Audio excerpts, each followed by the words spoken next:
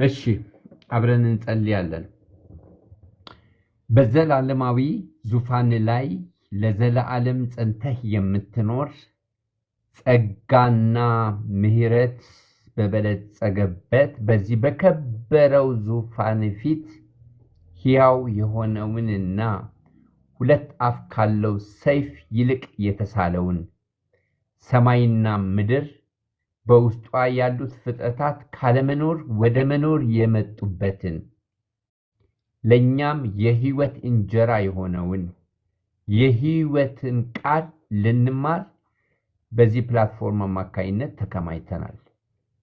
ያስለምድከን አምላክ ማን መጣ ማን ቀረ አትልም። ሰማያትን ከፍተ በእኛ ትይዩ እያንዳንዳችንን ትመለከታለህ። ቃልህን ልከ ቋጠሯችንን ፈተ ቀንበር ሰብረ ባዶ ሸለቆ የሆነውን ውስጣችንን ሞልተ ደስም አሰኝተ ታወጣናለህ። ቃልህን እንድትገልጥልን ለሚሰሙት ጸጋን ይሰጣልና ልብ ላይ ጠብ የሚል የማይረሳና የማይዘነጋ እግዚአብሔር አምላኬ ሆይ ቃልህን እንድትልክልን ጸልያለሁ።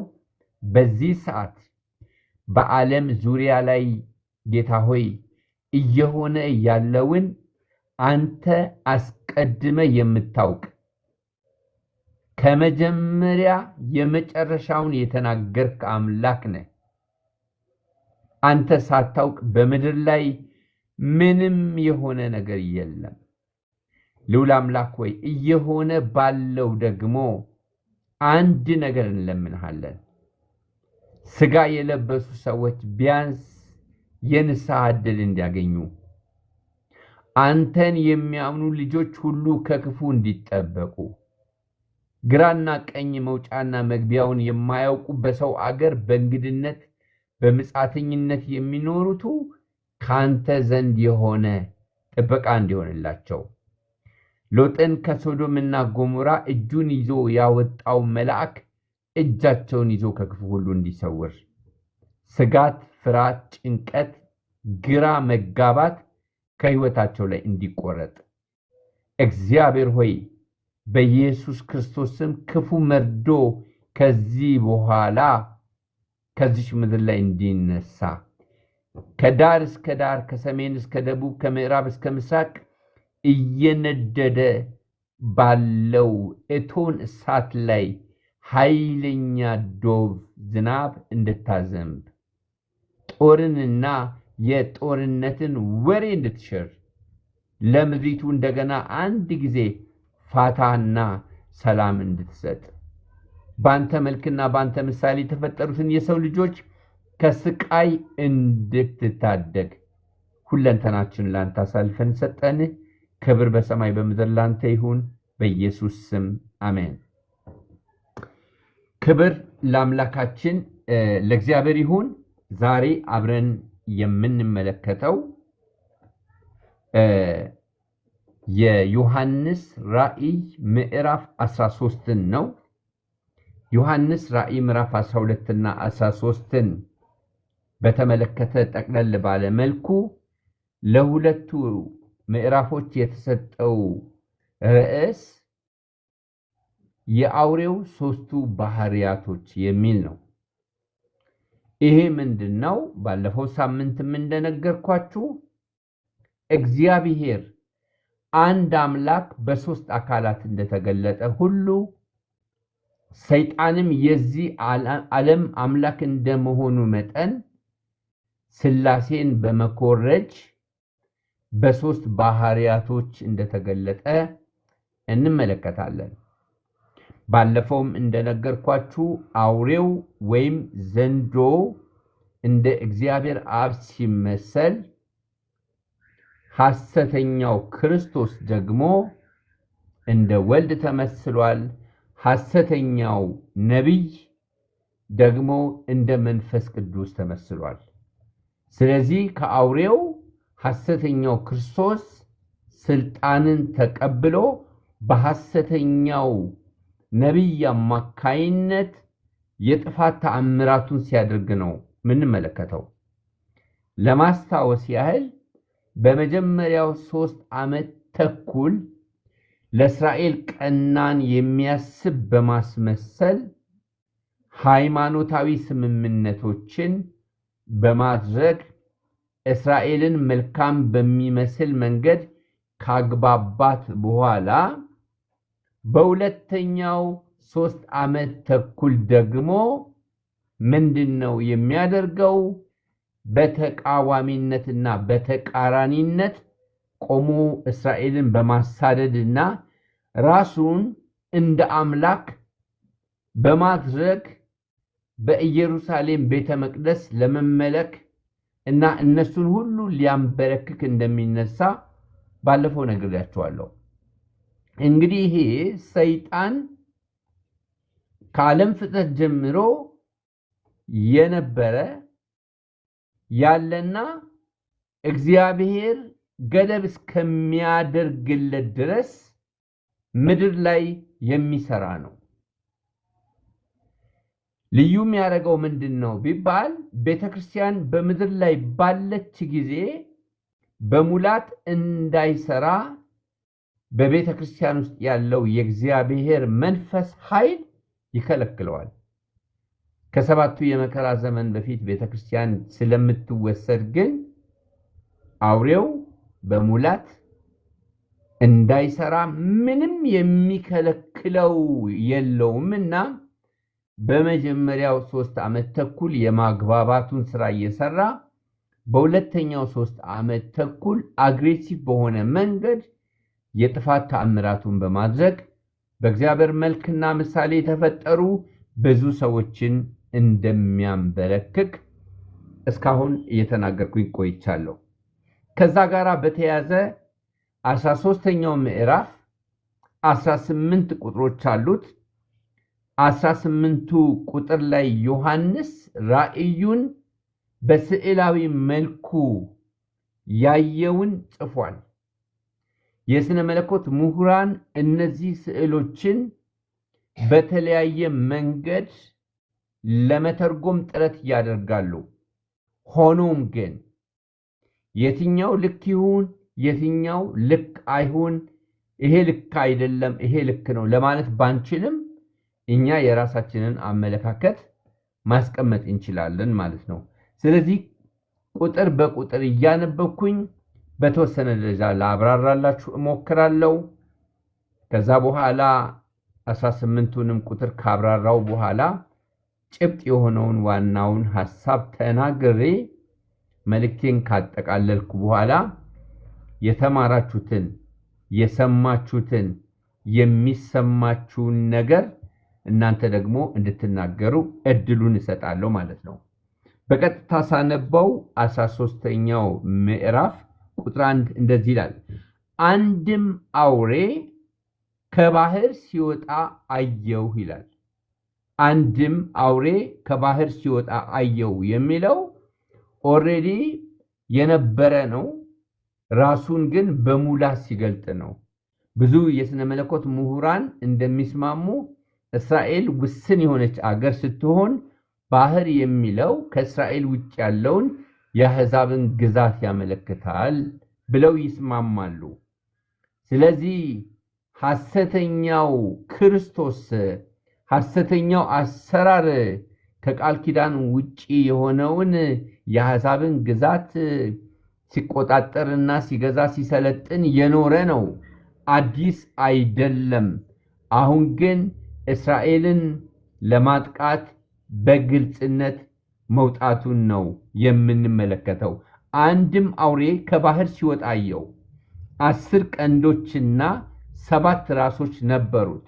በቀንዶቹም ላይ 10 ዘውዶች፣ በራሱም ላይ የስድብ ስም ነበረ ብሎ ይናገራል። ይሄ እንግዲህ ጳውሎስ ዮሐንስ ይሄንን መልእክት ያስተላለፈበት ዘመን ምን አይነት ዘመን ነው ቢባል ሮማውያን ዓለምን በሚገዙበት ዘመን የነበረውን የስልጣን ተዋረድ፣ የነበረውን የሀገራትን ህብረት ጥምረት በሚያሳይ መልኩ ስለሚረዳ እግዚአብሔርም ለሐዋርያው ዮሐንስ እሱ ሊረዳ በሚችለው መንገድ ሲያሳይ ነው የምንመለከተው።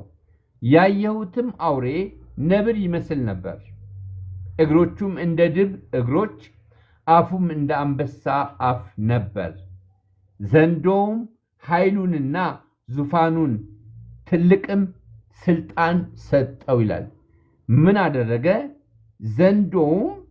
ዘንዶ በእግዚአብሔር አብ የተመሰለው ለዚህ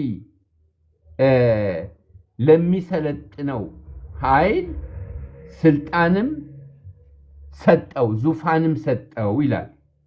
ከራሶቹም ለሞት እንደታረደ ሆኖ አንዱን አየው። ለሞቱ የሆነውን ቁስል ወዲያውኑ ተፈወሰ። ምድርም ሁሉ አውሬውን እየተከተለ ተደነቀ። ሞተ፣ ተነሳ። የሚመለከቱትም አካላት ሞቶ መነሳቱን አይተው ምን አደረጉ? ተደመሙ፣ ተደነቁ ብሎ ይናገራል። እንግዲህ አውሬው አንደኛ በምድር ላይ የጥፋት ታምራትን ነው የሚያደርገው። ሁለተኛ ሰዎች በሱ እንዲያምኑ ምን ያደርጋል? ሞቶ የመነሳትን ያህል የሚመስል በራሱ ላይ ታምራትን ሲያደርግ እንመለከታለን። ይሄ እንግዲህ ከጌታችን ከኢየሱስ ክርስቶስ ሞትና ትንሣኤ ጋር የሚመሳሰል የሚያስደንቅ ታምራት ነው ማለት ነው። ለዘንዶውም ሰገዱለት፣ ለአውሬውም ስልጣን ሰጥቶታልና ለአውሬውም አውሬው ማን ይመስለዋል? እርሱንስ ሊዋጋ ማን ይችላል? እያሉ ሞቶ ስለተነሳ ለአውሬው ሰገዱለት፣ ለዘንዶውም ሰገዱለት። ተመልከቱ፣ በሚያደርገው ታምራት ለእግዚአብሔርና ለእግዚአብሔር የተገባውን አምልኮ፣ ለእግዚአብሔርና ለእግዚአብሔር ብቻ የተገባውን ስግደት እንዲሰግዱለት አደረገ። አንዴ ሰገደለት ማለት፣ አንዴ ተንበረከከለት ማለት፣ አንዴ አመለከ ማለት ከዚህ ኃይል ጋራ ኪዳን አደረገ ማለት ነው። ሲሰገድለት ሲመለክ ኢሚዲየትሊ በራሱ ቁጥጥር ስር የማድረግ አቅም አለው፣ በፈቃዳቸው ሰዎች ስለሚያመልኩ ማለት ነው።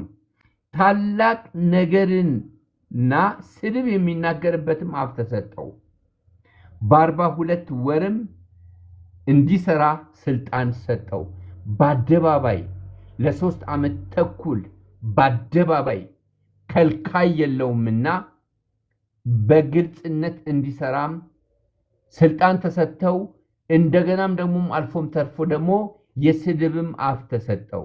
የሚሳደበው ሌሎችን ምድር ላይ ያሉትን ኃይላትንና ስልጣናትን ሳይሆን እግዚአብሔርን የሚሳደብበት አፍ ተሰጠው። በአደባባይ እግዚአብሔርን ስለሚሳደብ፣ እግዚአብሔርን ሲሳደብ ደግሞ እግዚአብሔርን ተነስቶ ምላሽ ስለማይሰጥ የእግዚአብሔር ተከታይ የሆኑ እግዚአብሔርን የሚያመልኩ የነበሩ እግዚአብሔር ሲሰደብ ምላሽ ባለመስጠቱ ምክንያት ምን ያደርጋሉ? ሰዎች የተሰደበውን አምላክ ከማምለክ ወደሱ እንዲመለሱ ይሆናል ማለት ነው። እግዚአብሔርም ለመሳደብ ስሙንም ማደሪያውንም በሰማይም የሚያድሩትን ሊሳደብ አፉን ከፈተ ይላል። እንግዲህ ማንም ይሁን ማንም ከሰው ጀምሮ እግዚአብሔርን የሚሳደብ ከሆነ ምንጩ ከየት ነው ካልን፣ ምንጩ ከክፋት ነው።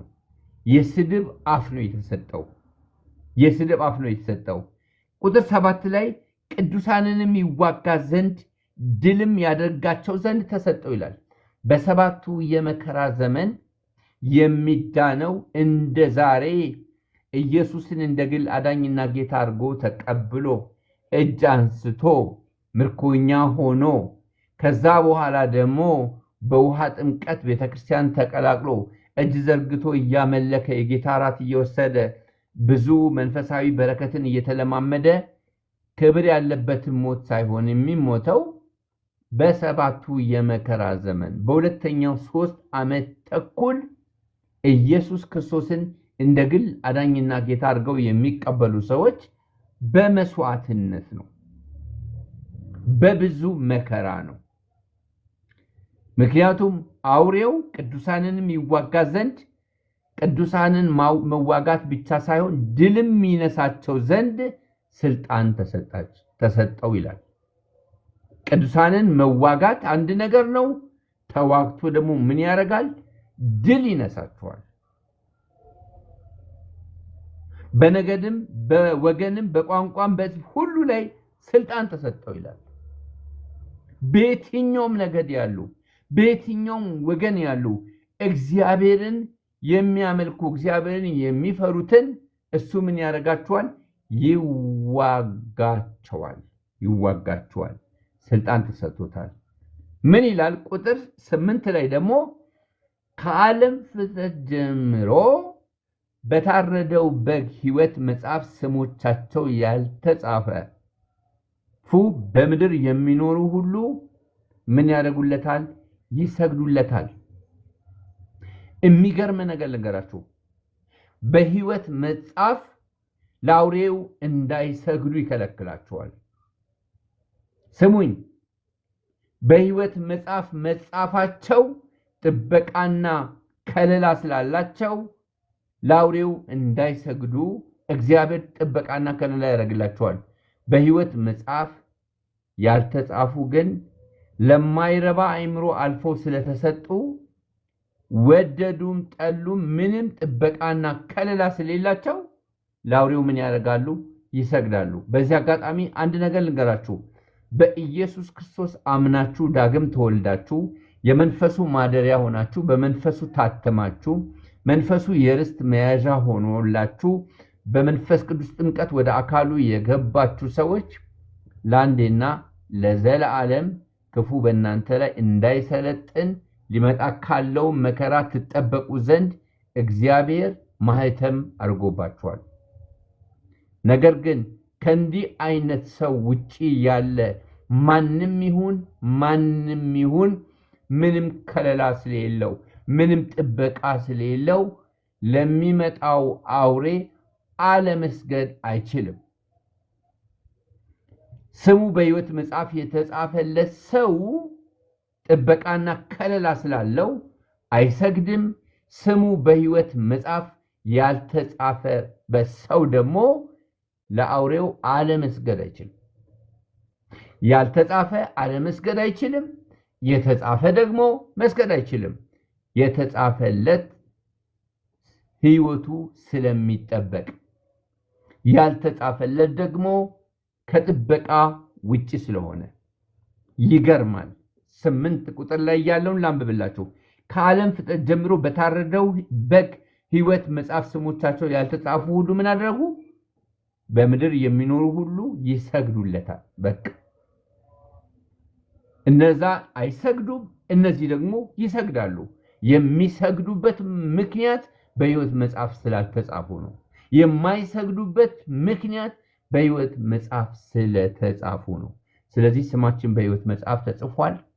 ከሚመጣው ከየትኛውም አይነት ክፉ ነገር የመጠበቅ ዋስትና ያለንን እንጂ የስጋት የፍርሃትና የቅጥቃጤ የድንጋጤ ኑሮ የምንኖር አይደለንም። ቁጥር 9 ላይ ይሄንኑ በደንብ አድርጎ ስትሬስ ለማድረግ ሲፈልግ ዮሐንስ ያየውን እንዲህ ብሎ ይናገራል። ጆሮ ያለው ምን ይሁን ቢኖር ይስማ ይላል። አሁንም ዛሬ ስማችሁ በሕይወት መጽሐፍ ያልተጻፈ በኢየሱስ ካላመናችሁ ዛሬ የምታዩት መከራ አይደለም፣ ነገ የሚመጣው መከራ አይደለም፣ ከዚህ የባሰ መከራ አለ። በክርስቶስ ካልተጠበቃችሁ አለመስገድ አትችሉም። ስለዚህ ጆሮ ያለው ይስማ። ዛሬ ይህንን ድምፅ ስትሰሙ ልባችሁን እልከኛ አታድርጉ። ከዚያ በኋላ ቅዱሳኑን ይዋጋል ይላል አይደለ? ቅዱሳኑን ይዋጋል ይላል። ቅዱሳኑን ይዋጋል ይልና በጣም የሚገርመው ነገር ለእያንዳንዳቸው እንደየአቅማቸው መጠን ፈተና አለ፣ ስደት አለ። የተወሰነላቸው የሚያልፉበት ጎዳና አለ። ቁጥር 10 እንደዚህ ይላል፣ ይማረክ ዘንድ ያለው ማንም ቢኖር ወደ ምርኮነት ይሄዳል። የሚማረክ ይማረካል። እኔ ልማረክ ብሎ ሳይሆን የሚማረከው እንዲማረክ የተወሰነ ይማረካል። ቀጥሎስ በሰይፍ የሚገደል ማንም ቢኖር ራሱን በሰይፍ እንዲገደል ይገባዋል። በሰይፍ የሚገደል ደግሞ እንዲገደል ተወስኗልና ከሰይፍ አያመልጥም። ጌታ ሆይ እኔ በሰይፍ ላክብርህ የሚል ሰው በጸለየው ጸሎት ሳይሆን በተመደበለት ነው። እኔ ጌታ ሆይ ምርጫዬ መሰደድ ነው የሚል ሰው በምርጫው ምክንያት መሰደድ አይሆንለትም። ሁሉም በዕጣ ክፍሉ ይቆማል። ሁሉም በተወሰነለት መስዋዕትነት እግዚአብሔርን ሊያከብር ይሄዳል ማለት ነው። የሚገርም ነገር ነው ወገኖቼ፣ በደንብ ስሙኝ ይሄንን ቃል። እንደዚህ ይላል፣ በሰይፍ የሚገደል ቢኖር ማንም ራሱ በሰይፍ እንዲገደል ይገባዋል ይልና ሁሉም በተመደበበት ነው። ሁሉም በሚያልፈው መንገድ ሁሉም የተዘጋጀውን ጽዋ ነው የሚጠጣው። የቅዱሳኑ ትዕግስትና እምነት በዚህ ነው። እምነት አለኝ ተብሎ የሚወራው ነገር፣ እኔ ትዕግስተኛ ነኝ የሚባለው ነገር በመማረክና በመስዋዕትነት የሚታይ ይሆናል። ዛሬ ነው መዳን አልጋ በአልጋ የሆነው። ያኔ መዳን ጭንቅ ነው። የህይወት መስዋዕትነት የሚያስከፍል ነው። ለማመን ለመዳን የወሰነ ሰው የህይወት መስዋዕትነት ከፍሎ ነው፣ ተሰዶ ነው፣ የገንዘቡን ንጥቂያ በደስታ ተቀብሎ ነው፣ ያልጠበቀው ነገር በህይወቱ ሆኖበት ነው። ትዕግስትና እምነቱ በዚህን ጊዜ ምን ይሆናል? ይታያል ብሎ የእግዚአብሔር ቃል ይናገራል። ስለዚህ ጌታ ሆይ እኔ እሰዋልሃለሁ ብትሉ እንድትማረኪ ከተባለ ትማረኪያለሽ፣ እንድትሰዋ ከተባልክ ትሰዋለህ እንጂ መርጦ ዋጋ መክፈል የለም። ሁሉም በተመደበለት እንደሆነ ከዚህ ከእግዚአብሔር ቃል መረዳት ያስፈልጋል። ጌታ ሆይ ጳውሎስን ታስታውሳላችሁ? እኔ እንደ ጌታዬ እንደ ኢየሱስ ክርስቶስ ምን ካልሆንኩኝ ካልተሰቀልኩ ሞቼ እገኛለሁ አለ። አይሁዳዊ የሆነ የሮም ዜግነት ያለው ሰው በመስቀል ላይ አይሰቀልም። ኢየሱስ የሮም ዜግነት ስለሌለው ነው በመስቀል ላይ የተሰቀለው። ስለዚህ አይሁዳዊ የሆነ የሮም ዜግነት ያለው ሰው በመስቀል ላይ ስለማይሰቀል የክብር አሟሟት ለጳውሎስ በሮም መንግስት የተዘጋጀለት የአንገት መሰዋት ነው። የውርደት ሞት የመስቀል ሞት ነው። ስለዚህ የሮም ዜግነት ያለውን ዜጋውን ከማክበር አንጻር ምንም አይነት ወንጀል ቢፈጽም የሚሰዋው በመሰዋት ወይም አንገቱን በመቀላት ስለሆነ ጳውሎስ የሚወደውን የሚመኘውን ቢሆንልኝ በሞቱ እንድመስለው እመኛለሁ ያለውን ሞት ሊያገኝ አልቻለም። ለካ ሁሉም በተመደበለት መንገድ አልፎ ነው ጌታን የሚያከብረው። ስለዚህ ለእኔ የተዘጋጀልኝ ምንድን ነው የሚባለው እንጂ በዚህ ላክብር ማለት አይቻልም። ደመ ከልብ መሆን ነው። አንዳንዱም ሰው ራሱን አላስፈላጊ ለሆነ ቤት ነው አንተ የምትከብረው። ጌታችን ኢየሱስ ክርስቶስ ጌተሰማኒ ያለው ምንድን ነው? ብትወድ ይቺ ጽዋ ከኔ ትለፍ አይደለ? ያንተ ፈቃድ ይሁን እንጂ የኔ ፈቃድ አይሁን እንዳለው ማድረግ ነው ማለት ነው። ክብር ለእግዚአብሔር ይሁን። እግዚአብሔር የተባረከ ይሁን። ቁጥር 11 እንዲህ ይላል፣ ሌላውም አውሬ ከምድር ሲወጣ አየሁ። ሌላው ከመጀመሪያው ቀጥሎ ሌላ አውሬ ደግሞ ከምድር ወጣ። የበግ ቀንዶች የሚመስሉ 2 ቀንዶችም ነበሩት፣ እንደ ዘንዶም ይናገር ነበር ይላል። እንግዲህ ቀንድ የስልጣን ምልክት ነው። የሚናገረው እንደ አውራው የሥላሴ የመጀመሪያ አካል እንደ አብ የተመሰለው ራሱን በሥላሴ ሲመስል እንደ አብ የመሰለው እንደ ዘንዶ ነው የሚናገር የነበረው ይሄ አውሬ። በፊተኛውም አውሬ ስልጣን በእርሱ ፊት ሁሉን ያደርጋል። በፊተኛውም አውሬ ስልጣን በእርሱ ፊት ሁሉን ነገር ያደርጋል። ለሞቱ የሆነውን ቁስል ተፈወሰለት። ለሁለተኛውም አውሬ ምድርና በእርሱ የሚኖሩት እንዲሰግዱለት ይደረጋል። በቃ ከምድር የሚወጡ ከባህር የሚወጡ ሁሉ አውሬዎች የሆነ ተከታዮች እንዲከተሏቸው የሆነ ተአምራት ያደርጋሉ። ኢሚዲየትሊ ሪስፖንዱ ምንድነው? ስግደት ነው። ለካ ተአምራት የሚደረገው ምን እንዲሆን ነው? ሌላው እጅ እንዲሰጥ ነው። ዛሬም እኮ ተአምራት እያደረጉ ለራሳቸው የሚያሰግዱ ሰዎች አሉ። ተአምራት ተደርጎ ተአምራት ለሚያደርገው ለእግዚአብሔር እንዲሰገድለት እግዚአብሔር ተአምራት በሰዎች አልፎ ሲያደርግ እነሱ ደግሞ ከእግዚአብሔር ወገን መሆናቸውን ለሰዎች የሚያሳዩበት ተአምር ያደርጉና ለራሳቸው ያሰግዳሉ። ተአምር የሚደረገው ለእግዚአብሔር ክብር ነው። የተአምራቱ ምላሽም ሊሰጥ የሚገባው ለእግዚአብሔር ክብር ነው። ስለዚህ ተአምር አድርጎ ስግደት ከተቀበለ አጅሬው እየነዳው እንደሆነ በዚህ አጋጣሚ ልታረጋግጡ ይገባል።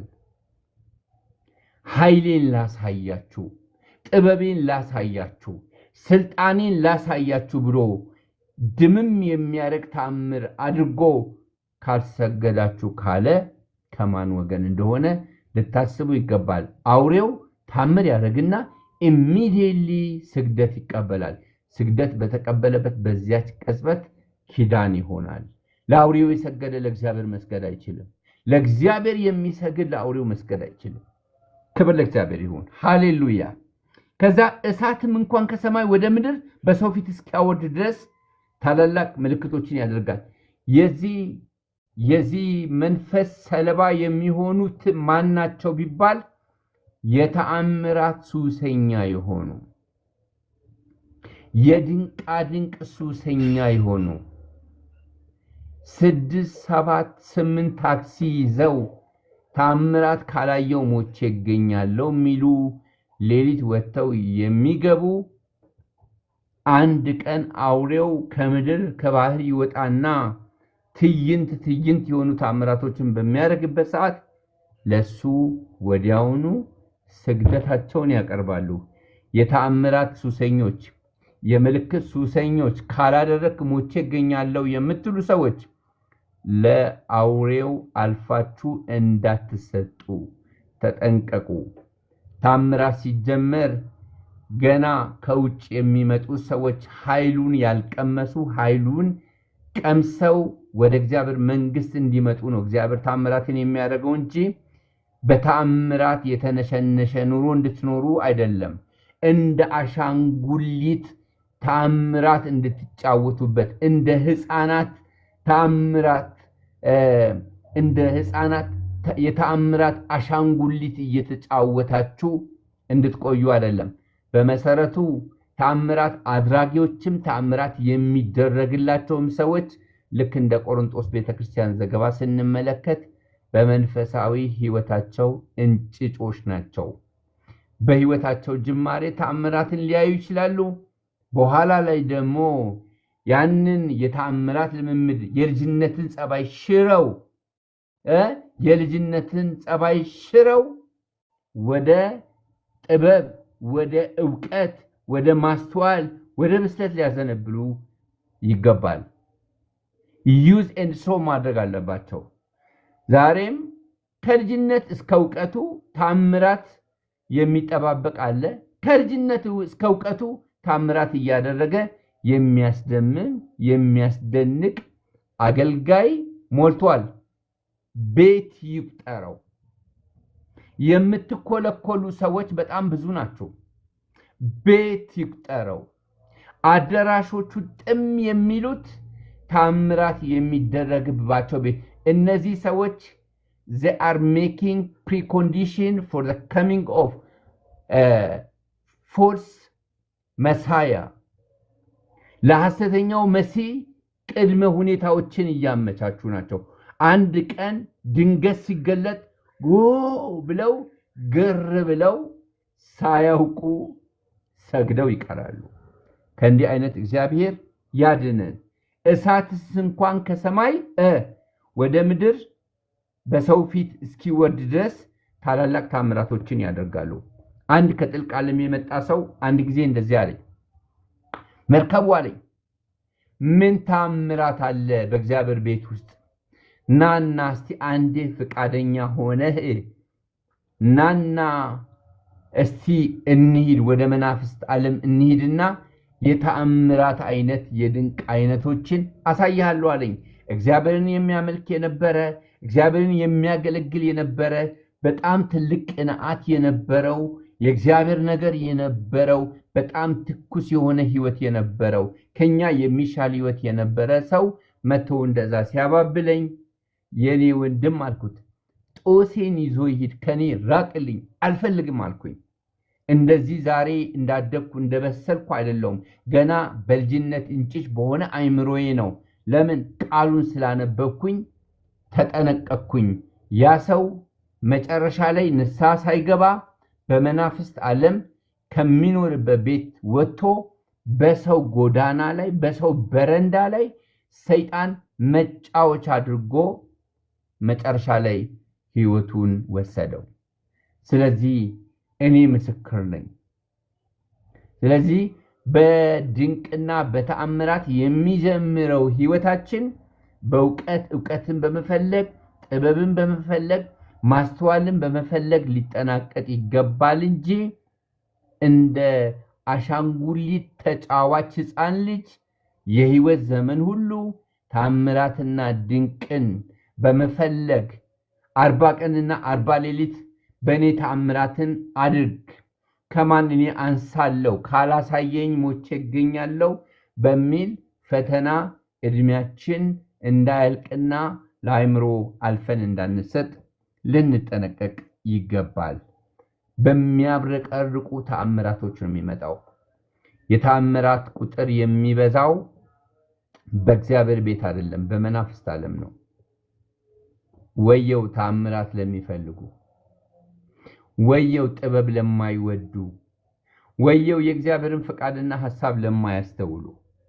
በመጨረሻው ዘመን በሰባቱ የመከራ ዘመን ሰይጣን የብዙ ሰዎችን አቴንሽን የሚስብበት እንደ ኤልያስ ከሰማይ እሳት የማውረድ ያህል ተአምራት ይደረጋል። ስለዚህ ተአምራትን በማድረግ ታላቁ የተአምራት ነቢይ የሚባለው ኤልያስና መናፍስት ዓለም ላይ ያሉ ሰዎች እኩል ናቸው ማለት ነው።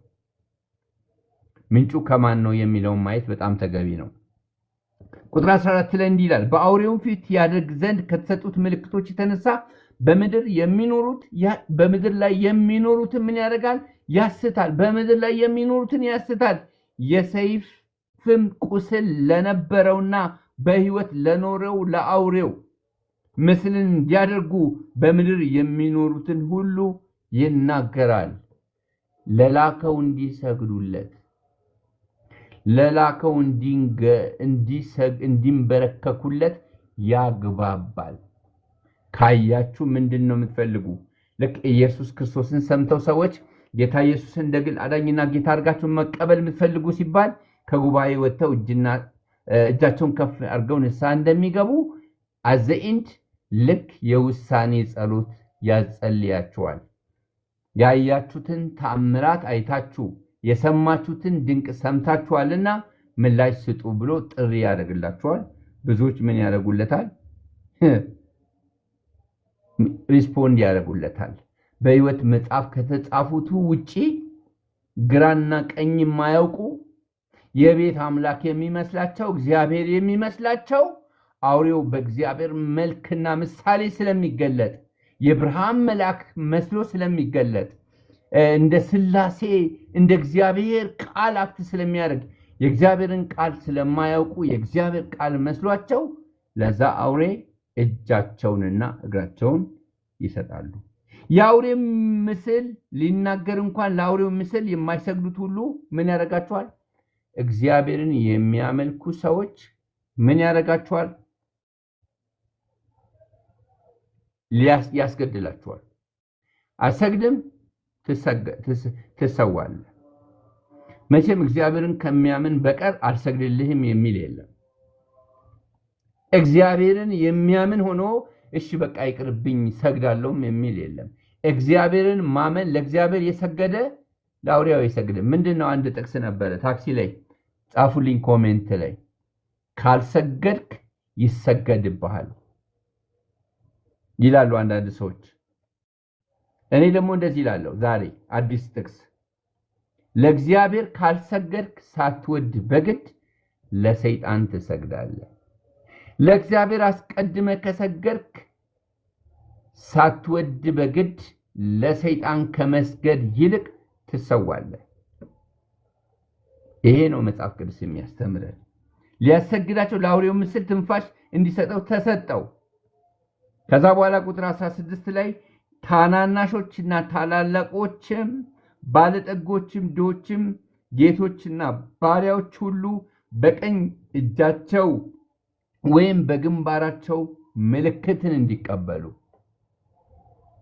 አቤት አቤት የኔ ጌታ! የአውሬው ምስል ምን እንደሚሆን ታውቃላችሁ? ታናናሾችና ታላላቆችም፣ ባለጠጎችና ድሆችም፣ ጌቶችና ባሪያዎችም ሁሉ በቀኝ እጃቸው ወይም በግንባራቸው ምልክትን እንዲቀበሉ የአውሬውም ስም ወይም የስሙ ቁጥር ያለው ምልክት የሌለበት ማንም ሊገዛ ወይም ሊሸጥ እንዳይችል ያደርጋል። በዚህ ውስጥ ምን አለ? ጥበብ አለ ይላል። እንግዲህ በጣም ከልጅነታችን ጀምሮ ስለ 666 ስንሰማ ነው ያደግነው። አሁን ቤተክርስቲያን ምድር ላይ ስላለች ይሄ አሰራር ከቤተክርስቲያን በምድር ላይ ከመኖሯ የተነሳ ከቤተክርስቲያን ሕልውና የተነሳ በሙላት ለማድረግ የሚከለክለው አለ ብሎ ተሰሎንቄ ላይ ጳውሎስ ተናግሯል።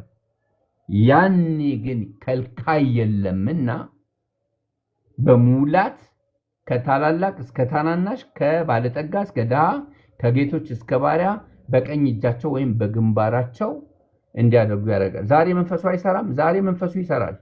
አይሰራም ወይ? ይሰራል። በሙላት ይሰራል ወይ? አይሰራም። ለምን? ከልካይ አለ። ስለዚህ በክርስቶስ ኢየሱስ የምናምን ሰዎች ሊመጣ ያለውን ልናውቅ ይገባል። ደግሞ ያለ ጊዜያችን ልንበረግግና ልንደነግጥ ስፍራችንን ልንለቅና ወየው ወየው ልንል አይገባም። ምክንያቱም የሚመጣው በሁለተኛው 3 ዓመት ተኩል ነው።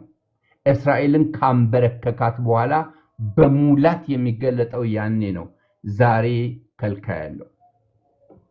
ከልካዩ ማን ሲባል ቤተክርስቲያን። ቤተክርስቲያን ሲባል ጣራና ግድግዳ ሳይሆን እኔና እናንተ በክርስቶስ ኢየሱስ ክቡር ደም የታጠብን፣ ስማችን በሕይወት መጽሐፍ የተጻፈ፣ ስማችን በሕይወት መጽሐፍ ከመጻፉም ባለፈ የልጅነት ስልጣን የተሰጠን፣ እባብና ጊንጡን ትረግጡ ዘንድ ስልጣን የተሰጠን እኛን ብቻ ነው የማይችለው። የማይጋልብበት ሰው አለ እንዲህ በምድር ላይ? ሰይጣን ባለ ሀብቱ ላይ ይጋልባል፣ ባለ ስልጣኑ ላይ ይጋልባል፣ ባለ ዝናው ላይ ይጋልባል፣ በወንዱ ይጋልባል፣ በሴቱ ላይ ይጋልባል።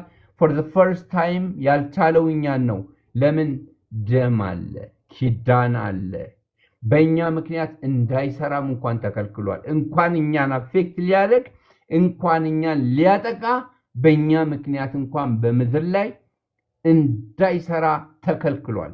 ምን አይነት ደካሞች እንኳን ብንሆን እንኳን ሌላ ነገር ለማድረግ ደህንነታችን መጠበቅ የማንችል እንኳን ብንሆን የኪዳን አምላክ ለልጆቹ የታመነ በሰው ኃይል በሰው ብርታት የማይታመን ጌታ እንዴት ታማኝ እንደሆነ ስለ ስሙ እንዴት እንደሚሰራ ልታዩ በዚህ ጊዜ ትችላላችሁ። ስለዚህ በእኔ ምክንያት ተከልክሏል። ክፉ እየሰራ ነው፣ ግን በሙላት አይሰራም። በእኔና ባንቺ ምክንያት፣ ባንተ ምክንያት ስሙ በእኛ ስለተጠራ። ቤተክርስቲያን ጣራና ግድግዳ አይደለም። ለኢየሱስ ክርስቶስ የተገቡ የጌታ የኢየሱስ ክርስቶስ ልጆች ናቸው። ሃሌሉያ። የአውሬውም ቁጥር 18 ላይ ምን ይላል? አእምሮ ያለው የአውሬውን ቁጥር ይቁጠረው፣ ቁጥሩ የሰው ቁጥር ነውና ቁጥሩም 666 ነው ይላል ሐዋርያው ዮሐንስ። ቁጥሩ የሰው ቁጥር ነው የተባለበት ምክንያት ለምንድን ነው? እግዚአብሔር በ5 ቀናቶች ውስጥ ሌሎችን ፍጥረታትን ሁሉ ፈጠረ። ያው ሁላችን እንደምናውቀው በሶስቱ ቀናቶች ፈጠረ፣ በሁለተኛው 3 ቀናቶች ውስጥ አደራጀ ነው የሚባለው። ግን ሁሉን ከፈጠረ በኋላ በስድስተኛው ቀን ነው ሰውን የፈጠረ። ስለዚህ 6 ቁጥር የሰው ቁጥር የተባለበት ሰው የተፈጠረበት ቁጥር ነው። ልክ እግዚአብሔር አብ፣ ወልድ፣ መንፈስ ቅዱስ 3 የሥላሴ አካላት እንዳለ ሁሉ ሰይጣን፣ ዘንዶ፣ ሐሰተኛው ክርስቶስና ሐሰተኛው ነብይ በሚል በ3 ስለሚመሰል 6 ሶስቱንም ሪፕሬዘንት የሚያደርግ 666 ነው። አሁን ይሄ ተምሳሌታዊ ነው፣ ምሳሌያዊ ነው፣ ስዕላዊ ነው ወይስ ያው ነው? ምንም እናውቀው ነገር የለም። ለጊዜው ይሄንን መያዝ አለብን። እንግዲህ 18ቱን ቁጥሮች ጠቅለል ባለ መልኩ ስንመለከት ከምዕራፍ ወደ ምዕራፍ የሰይጣን አሰራሩ፣ አሳችነቱ ከቀን ወደ ቀን ወደ ከፋ ሁኔታ መምጣቱን እንመለከታለን ማለት ነው። ስለዚህ እኛ አሁን በኢየሱስ ክርስቶስ ያመንን ሰዎች እንግዲህ ከሚመጣው ጥፋት ያመለጥን፣ እኛን የሚመለከተን አይደለም። 13ኛው ምዕራፍ አይተን ወየው ጉዴ ፈላ የምንለው ታሪክ አይደለም። እዚህ ጋር ያለው ከቤተ ክርስቲያን ንጥቀት በኋላ የሚሆነውን ነው የሚናገረው። እኛ አንደኛ በመዳናችን እናመስገን፣ ከዳንን በኋላ ያልዳኑትን ሰዎችን እናድን፣ በጽድቅ በቅድስና እግዚአብሔርን በመፍራት እንኖር፣ የዚህ ወንጌል ምስክሮች እንሁን። የሰማነውን ቃል እግዚአብሔር ይባርክልን። ከመጀመሪያ ጀምሮ እስከ መጨረሻው በትዕግስት በኮሜንት እያበረታታችሁኝ ስትከታተሉ የነበራችሁ ሁላችሁንም ጌታ ኢየሱስ ዘመናችሁን ይባርክ። በዚህ ጨርሳለሁ። ምናልባት የምትናገሩት ሐሳብ ካለ በጣም ዝግጁ ነኝ። ያው እያስተማርኩ ባለሁበት ገስት ላይ ሰው ሲወጣና ሲገባ ዩቲዩብ ላይ የሚጫን መልእክት ስለሆነ እንዳይቆራረጥና ምስሉም የተበላሸ እንዳይሆን በሚል ነው ገስቱን ዝግ ያደረኩት። በዚህ አጋጣሚ ይህን ትምህርት እንግዲህ ዛሬ 15ኛ ክፍል ነው ዩቲዩብ ላይ የሚጫነው። ከታሪካዊ ዳራ ጀምሬ አንድ ምዕራፍ አንድ ቀን እየወሰድኩኝ ሳስተምር ነበር። ስለዚህ ቲክቶክ ባዮ ላይ ሊንክ አለ፣ ወይም መርከቡ አየለ ብላችሁ ሰርች ብታደርጉ ዛሬ ለመጀመሪያ ጊዜ የገባችሁ አንደኛ እኔንም ኢንካሬጅ የምታደርጉበት፣ ለሌሎችም ሰው ሼር የምታደርጉበት፣ እናንተም የትምህርት ደግሞ ቢያመጣችሁ ቀጣዩን ክፍል የምትከታተሉበት ነውና ሰብስክራይብ እንድታደርጉ በጌታ ፍቅር አበረታታችኋለሁ። ወደ ገስት መምጣት የምትችሉ አንድ ቁጥር ጻፉ፣ ገስቱን ክፍት አደርጋለሁ። ጊዜ ለእናንተ ሰጣችኋለሁ። በጣም ደስ ብሎኛል። ጌታን እጅግ አድርጌ አመሰግናለሁ ስለነበር